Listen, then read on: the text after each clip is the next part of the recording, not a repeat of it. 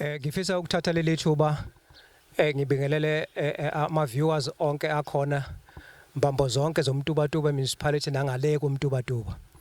Mhlambe inhloso yethu yokuba sibe khona la ithi singamaqembu aphikisayo kumasipala wethu uMtubatuba municipality.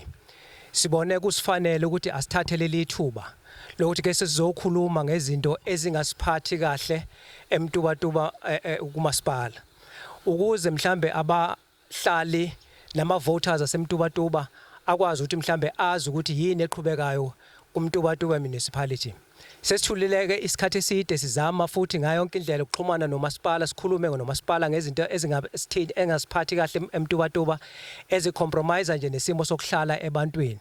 Kodwa kubukeka sengathi umasipala njengoba uphethwe iDA, iACDP, iIFP. iIFP kuziphathe lo amkhandlu uphethe ngokulekelelwa iDA kanye neACDP.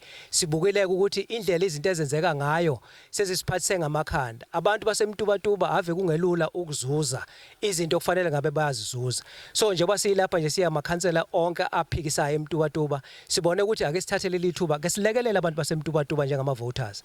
Ama voters aseMtubatuba ayikho into ayitholayo ngendlela efaneleyo kulo masipala wethu.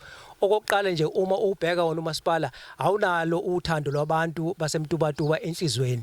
So ke zonke izinto ezenzakalayo kubukeka sengathi abantu abaphethe umkhandlu ibona abayicabangela bona kangcono kunokucabangela abantu abavotayo.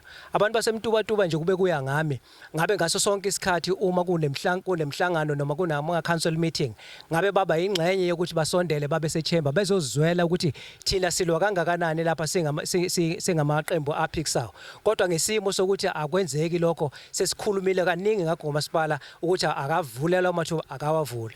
So uma ubhekisisa kahle eMtubatuba sinazo izikhalo eziningi.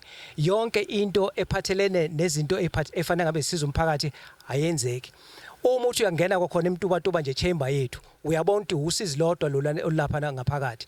And uma uthi uyabheka isilingi yakhona iyabheda. Uma uthi uyabheka igceke lakhona liyabheda. Uma uthi uyabheka ihholo lakhona liyabheda. Uma uthi uyabheka ihholo lakhona lisafulelwe ngoasbestos. Yonke into efanele ngabe isezingeni elikahle kulo masipala ayikwazi ukwenzeka. Into eyodwa eshiwoyo kuthiwa nje imali asinayo.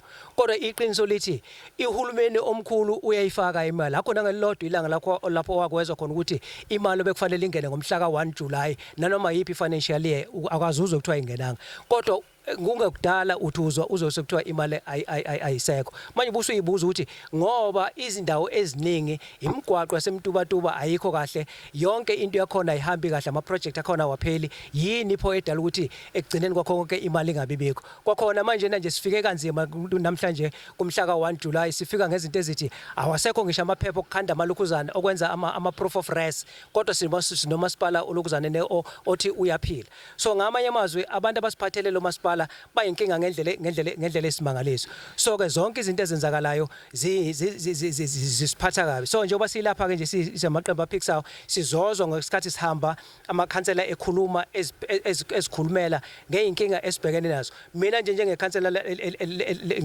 ngiward councillor yase Ward 6 ungabona izinto ezenzeka lapha neWard 6. Umgwaqo wakhona lokhu uhambiwa ama potholes amangalisa zifile imoto zabantu.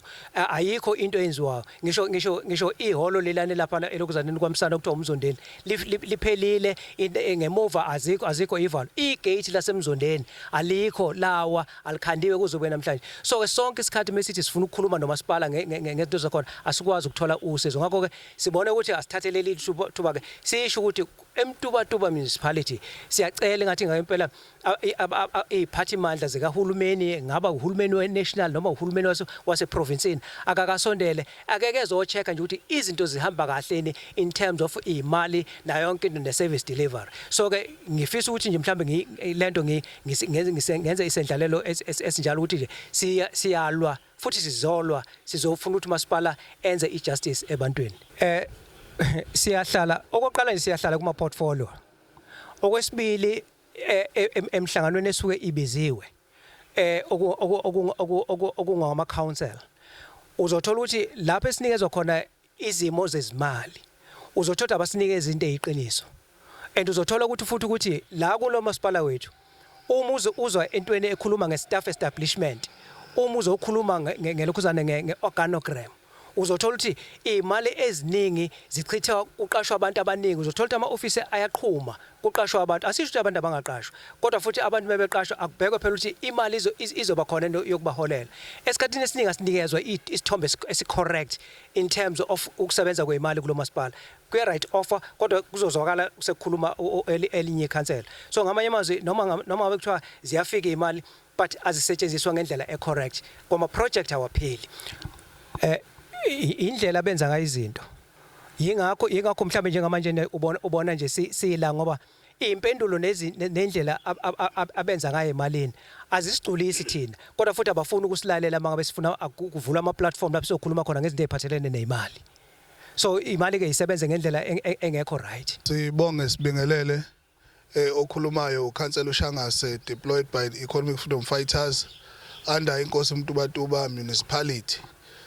Mhlambe kafushane nje ke ngibingelele ama viewers emakhaya ase Mtubatuba Nkomo kaXoshwa nomkhanya kude wonkana.